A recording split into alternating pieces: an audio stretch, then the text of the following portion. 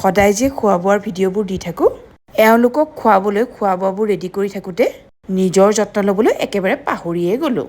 সেয়েহে ভাবিছোঁ আজি নিজৰ যতন লওঁ। নিজৰ যতন মানে কিনো আৰু, মইতো মেকআপ নকৰোঁৱেই, আচলতে কৰি ভাল নাপাওঁ। কিন্তু সময় আৰু সুবিধা পালে কেতিয়াবা অকণমান চেষ্টা কৰোঁ। আজিও তেনেকৈয়ে সুবিধা এটা উলিয়াই লৈছোঁ।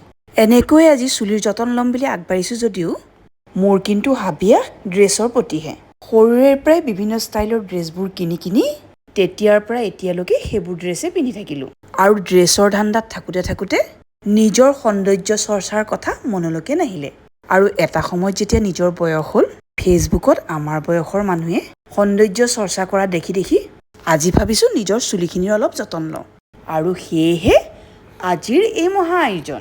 এল'ভেৰা, ৰঙা জবা, নাৰিকল তেল আৰু কুকুৰা কণী, এই সকলোখিনি মিলাই লৈ মই এতিয়া চুলিত সানিম।